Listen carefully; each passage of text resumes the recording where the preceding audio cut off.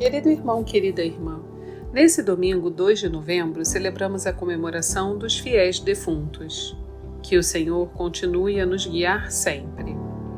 No evangelho desse domingo, escrito por São Lucas, ouvimos Jesus falando com seus discípulos sobre sua vinda definitiva. Nisto, Jesus fala sobre estarmos preparados para esse momento, com uma breve parábola sobre os empregados que esperam seu patrão chegar e por isso estão prontos, independentemente da hora. Assim, o Senhor nos chama a ficarmos de coração atento ao momento que Ele virá ao nosso encontro. Se você deseja buscar o caminho com o Senhor, escute a seguir a homilia dominical realizada pelo nosso pároco, Padre Antônio José. Se quiser, compartilhe com alguém querido. Você pode devolver a luz que vem de Deus a um coração sem esperança. Deus abençoe muito você e sua família, e um abraço dos seus irmãos da paróquia Nossa Senhora de Fátima, Rainha de todos os santos. O Senhor esteja convosco. Ele está no meio de nós. Proclamação do Evangelho de Jesus Cristo segundo Lucas. Glória a vós, Senhor. Naquele tempo, disse Jesus a seus discípulos: que vossos rins estejam cingidos e as lâmpadas acesas. Sede como homens que estão esperando o seu Senhor voltar de uma festa de casamento, para lhe abrirem imediatamente a porta, logo que ele chegar e bater. Felizes os empregados que o Senhor encontrar acordados quando chegar. Em verdade, eu vos digo, Ele mesmo vai cingir-se e fazê-los sentar à mesa, e passando, os servirá. E caso ele chegue à meia-noite ou às 3 da madrugada, felizes serão se assim os encontrar. Mas ficai certos, se o dono da casa soubesse a hora em que o ladrão iria chegar, não deixaria que arrombasse a sua casa. Vós também ficai preparados, porque o Filho do Homem vai chegar na hora em que menos o esperardes. Palavra da salvação. Glória a vós, Senhor. Irmãos queridos, nesse dia em que a igreja convida a gente a lembrar e rezar pelas pessoas que a gente ama e que o Senhor chamou para junto dele, a gente precisa conversar sobre algumas coisas das quais a gente evita falar. A gente faz tudo para não ter que conversar sobre algumas coisas. Algumas pessoas, eu acho engraçado, desculpa, até evitam algumas palavras, né? Não falam, fulano morreu, fulano, sei lá, viajou, fulano, né? Inventam alguma coisa, né? Parece que é difícil para a gente falar dessas coisas, mas a igreja sempre entendeu que pensar sobre a morte, conversar sobre a morte de um jeito certo, ajuda a gente a viver melhor. É claro que a gente pode conversar sobre essas coisas de um jeito ruim. Por exemplo, nem sempre as coisas têm muita lógica. A vida, às vezes, é muito bagunçada. Então, quem é mais novo parte antes de quem é mais velho, e por aí vai.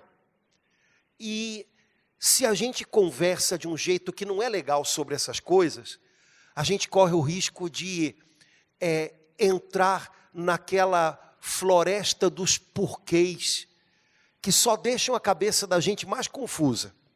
Por quê? Por quê? Irmãos, a gente não tem resposta para todos os porquês. E se um dia alguém der para você a impressão de que tem as respostas, fique com o pé atrás, viu? O fato de a gente ter fé não significa que a gente tem resposta para tudo. Significa que mesmo quando a gente não tem todas as respostas, E mesmo quando a gente não entende todos os porquês, a gente ainda sabe, no íntimo da gente, que Deus é maior do que tudo aquilo que parece ilógico, do que tudo aquilo que parece não fazer sentido. Deus é maior do que tudo isso. E Ele faz com que, de repente, até o que a gente não entende, parece que seja uma peça de um quebra-cabeças maior. E a gente confia nele. Mas fé não significa que a gente vai ter resposta para todos os porquês. Há pessoas que, quando falece alguém próximo, querido, entram numa angústia tal que começam a procurar os porquês e às vezes vão parar longe de Cristo, das Sagradas Escrituras, buscando pessoas que dizem, eu sei o porquê, mas não é por aí. Conversar de um jeito que não é legal sobre a morte, sobre o sofrimento que a gente enfrenta, é verdade, pode causar muita complicação. A gente pode começar a se ver como vítima da vida, das circunstâncias, e isso não ajuda a gente a dizer sim para Deus.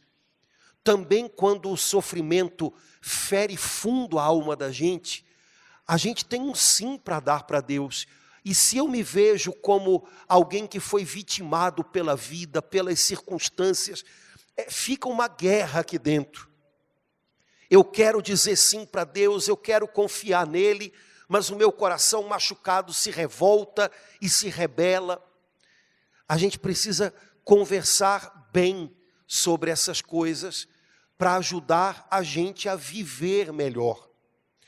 O trechinho do evangelho que a gente ouviu hoje conta um pedaço de uma das parábolas, uma das histórias que Jesus contou justamente sobre o tempo que a gente tem até que o Senhor nos chame para junto dele.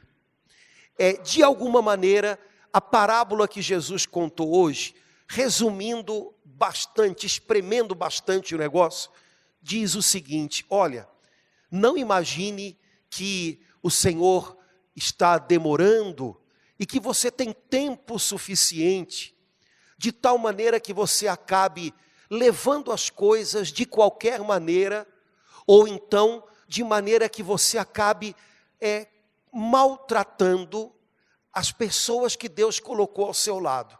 Sabe, depois a gente vê isso, como diz o filósofo de Xerém, deixa a vida me levar, né? Vida leva eu, mas não é assim. Essa pessoa está sempre aqui, amanhã a gente resolve isso, amanhã a gente faz alguma coisa legal, e às vezes, imaginando que a gente tem todo o tempo do mundo, a gente não curte quem está do nosso lado, a gente maltrata quem está do nosso lado, como se fosse móveis e utensílios da casa, né? Jesus está dizendo para a gente, olha, na hora que você menos esperar, você vai ser chamado. Jesus contou, a parábola é um pouquinho maior do que o pedaço que tem na leitura de hoje. Jesus contou que algumas pessoas nessa parábola, a quem o seu patrão confiou a administração da sua casa, imaginando que o patrão estava demorando a voltar de uma longa viagem, essas pessoas começaram a maltratar os outros empregados. E ao invés de cuidar bem deles, porque essa era a sua tarefa, começaram a abusar deles. E Jesus diz, olha, o patrão dessa parábola, dessa história, vai voltar. E vai exigir contas. São maneiras de Jesus dizer, zele bem pela sua vida. Receba cada dia da sua vida, cada hoje da sua vida, como um presente de Deus. Não maltrate as pessoas que Deus coloca ao seu redor, imaginando que você tem todo o tempo do mundo para um dia consertar isso. Faça isso não. Viva cada dia chamado hoje como um presente que Deus está te dando. Viva cada dia chamado hoje como uma tarefa que você recebeu. Viver esse dia com gratidão, fazendo com que ele possa se tornar bênção para mais gente. Cuide das pessoas que estão perto de você. É claro que todo dia a gente não está com toda a paciência do mundo e todo dia a gente não acorda poeta, né? Algumas pessoas, depois de às vezes cuidarem de alguém doente por um bom tempo, depois que a pessoa falece, às vezes ficam com o coração apertado, lembrando de dias em que as coisas não foram legais. Como se cuidar de alguém doente, por exemplo, fosse fácil. E todo dia você está 100%. Não está, gente. O importante você ficou até o fim. Você estava lá. Você tentou o seu melhor. Houve momentos legais para dar um abraço, para dizer uma coisa boa. Isso vale mais do que qualquer dia em que você próprio, nem percebendo, estava adoecendo junto com a pessoa que você estava cuidando. Faz parte. Então, cuidado para a gente não romantizar demais o negócio, como se todo dia tivesse que ser lindo, e a gente tivesse que ficar chamegando todo dia. Não dá. Agora, o contrário disso também não dá.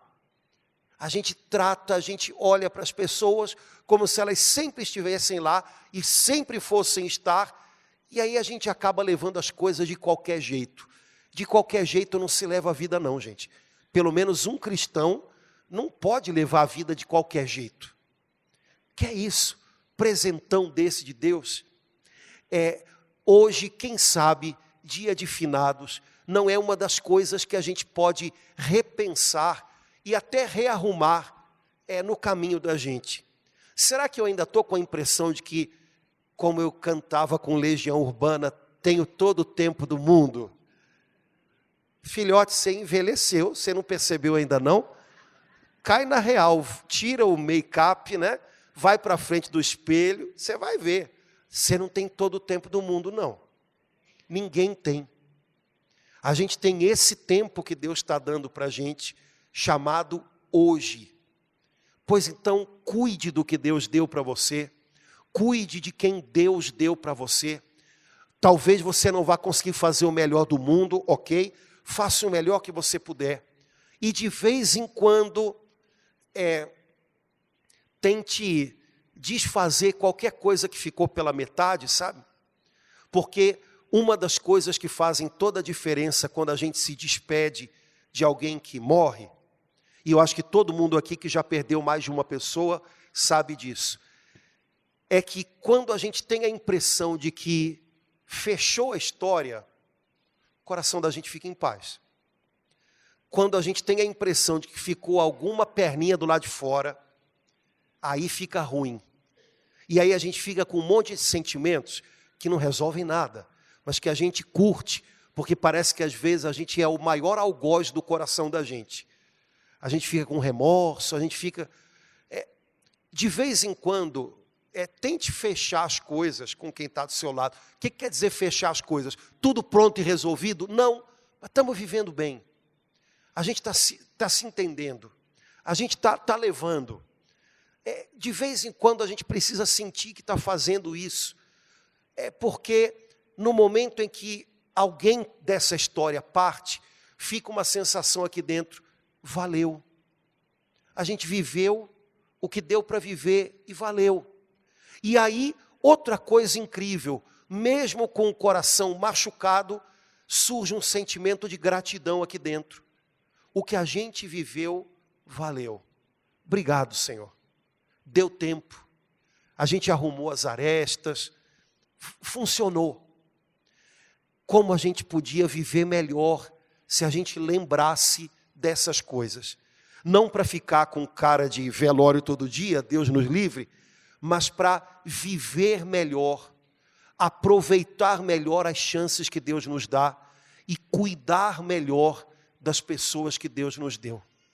Segunda e última coisa que eu queria compartilhar com você, que eu achei muito bonita na segunda leitura de hoje, que é um trechinho da primeira carta de São Paulo aos Coríntios. São Paulo chama Jesus com muitos nomes bonitos nos escritos dele. São Paulo era apaixonado por Jesus. E ele vê em Jesus tantas coisas lindas que de fato são reais, estão lá. Mas no trechinho de hoje, São Paulo diz que Jesus é como primícias. Jesus é primícia.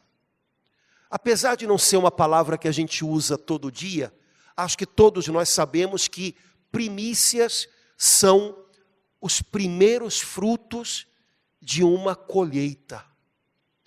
É como se São Paulo estivesse dizendo que um dia nosso Pai Celestial jogou sobre a terra sementes. Ele começou a semear nessa terra.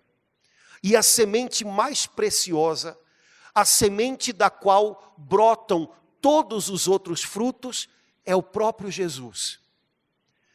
E essa semente amadureceu, e essa semente deu muitos frutos, mas o próprio Jesus, agora São Paulo diz, é primícias, ou seja, Jesus é o primeiro fruto colhido pelo Pai do céu.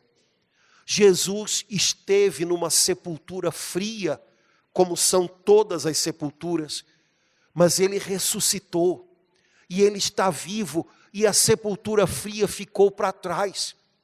Jesus é o primeiro fruto colhido dessa grande colheita que o Pai vai realizar, uma colheita de vida, uma colheita de frutos vivos. Jesus é o primeiro fruto, Jesus é primícias. Se ele é o primeiro fruto, isso significa que muitos outros virão. E essa é a maneira como Deus olha e fala da nossa morte. A gente, quando fala de morte, fala muito só daquilo que a gente é capaz de ver. A gente fala de sofrimento, a gente fala de separação, a gente fala de doença, de velhice, de fatalidade. Mas o Pai do céu fala de outras coisas, porque ele vê muito mais longe. E quando São Paulo diz que Jesus é primícias, é porque Deus vê a nossa partida desta terra como uma colheita. Os frutos amadurecem e são recolhidos por Ele para estar com Cristo, para viver com Cristo. Jesus é o começo de uma nova história, da qual a gente faz parte. Irmãos, o que Deus semeou aqui dentro da gente, quando nós fomos batizados, quando nós cremos em Jesus, o que Deus semeou aqui é para sempre. A morte não mata isso. A morte mata o nosso corpo, a morte mata os nossos planos. Quantas vezes a gente tem ideias, projetos que de repente não acontecem porque as pessoas com quem a gente queria viver aquilo não estão mais do nosso lado. É verdade, a morte é dura, ela mata nossos projetos, mas a morte não mata o que Deus plantou aqui dentro. A morte não mata o que a gente começou a viver com Deus. A morte não mata a nossa vida, que é Jesus, que vive aqui e que um dia nos colherá com Ele para a eternidade. Falar dos nossos falecidos, falar de morte para nós cristãos, é falar de uma vida que dura para sempre. Essa é a nossa esperança. A gente fala de um céu, é o nome que a gente dá, né? Quem criou esse nome estava inspirado por Deus, porque se tem uma coisa linda que eleva a gente, é um céu claro, um céu azul, sem nuvens. Pois é, a gente fala dessa vida em Deus que vai durar para sempre, com o nome de céu. Mas olha, para que a gente um dia possa estar colhido no céu com Jesus, Deus plantou céu aqui dentro. Deus plantou a presença do seu Filho dentro de nós. A gente carrega um pouco desse céu aqui dentro. E um dia ele vai transbordar em eternidade. Mas a gente o traz aqui. Ele foi plantado aqui. E o que Deus plantou na gente, a morte não mata. Essa semana, você, que como eu, todo mundo aqui, mora nessa cidade tão amada por Deus, você viu tanta coisa acontecer. Você deve ter levado tanto susto. Talvez você estivesse até no meio de algumas dessas coisas. Hoje vai ser sepultada uma jovem que foi morta na linha amarela. Ela era esposa de um rapazinho que cresceu aqui. A gente viu tanta coisa, né, gente? E sentiu tanta coisa. Eu tenho certeza que muitos de nós, durante essa semana, se não falaram, pensaram numa frase, que é a seguinte: isso aqui está um inferno. Pois é, inferno é o que nós podemos construir com as nossas mãos longe de Deus. É só isso. A gente pode construir algo que parece grande, com pinceladas de ouro, mas se está longe de Deus, é inferno. E a gente viu com lente de aumento o que isso significa esses dias na nossa cidade. Mas há pessoas que, de verdade, parece que vivem, decidiram viver aqui dentro também no inferno. Só que nós somos filhos de Deus. E o que Deus semeou na gente foi céu. E a nossa tarefa de cristãos não é só repetir que isso aqui está um inferno, e muito menos é colaborar para que esse inferno cresça. E se a gente não toma cuidado, a gente acaba fazendo isso. Se a gente entra em casa com o pé na porta e é violento com a esposa, ou com os filhos, ou com os pais, se a gente trata com injustiça as pessoas que trabalham com a gente, e se a gente rouba dinheiro que vai fazer falta para alguém, a gente está colaborando para construir um inferno. Só que nós somos filhos de Deus e temos plantado dentro de nós um céu. E a nossa missão, mais do que dizer que aqui está um inferno, é espalhar um pouquinho desse céu. O que Deus semeou em você, a morte não mata. Só que para que isso transborde um dia na eternidade, você tem que começar a compartilhar isso com quem está ao seu redor. Essa é a nossa missão.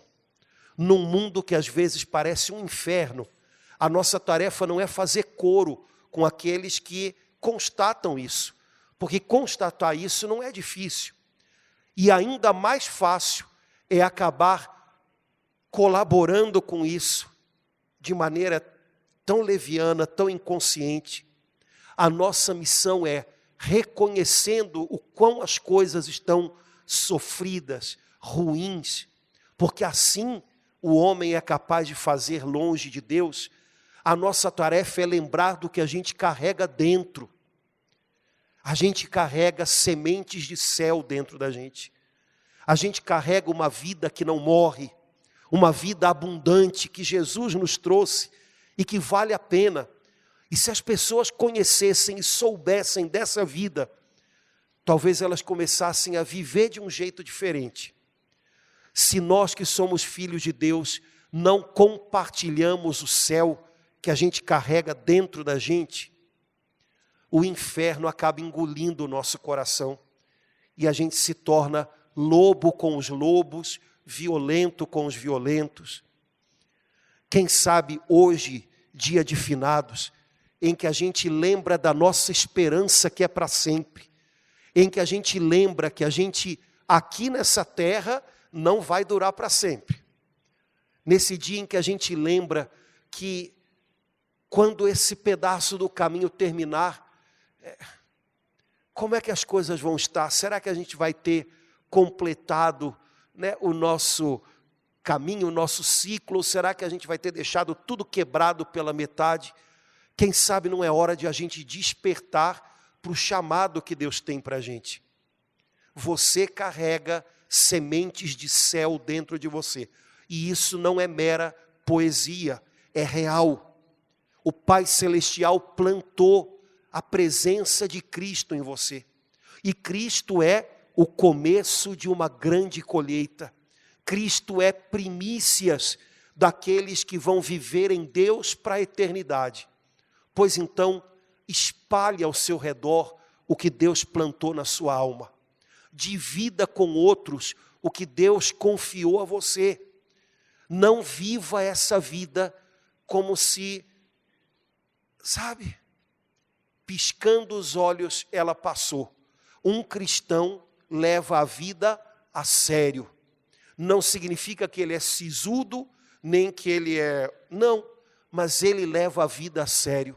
É uma tarefa linda, que vale a pena ser feita dia a dia.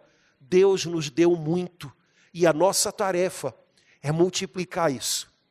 Que nesse dia em que a gente celebra a vida eterna, a gente celebra a nossa fé na ressurreição que Deus tem para nós.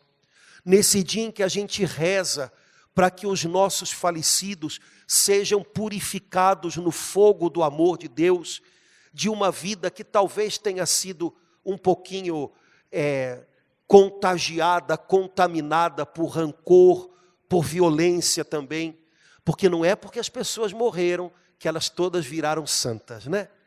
Então isso é uma grande bobagem que a gente também faz. Não, rezamos pelos nossos falecidos, porque a gente sabe que eles, talvez como nós, não tenham cuidado dessa semente de Deus na alma, de tal maneira que ela continuasse pura e germinando. Talvez eles tenham permitido que ela tenha se contaminado com muita coisa que não valeu a pena, e por isso a última misericórdia de Deus, que a gente como católico chama de purgatório, é purificar esses corações, essas almas, com o fogo do amor dele.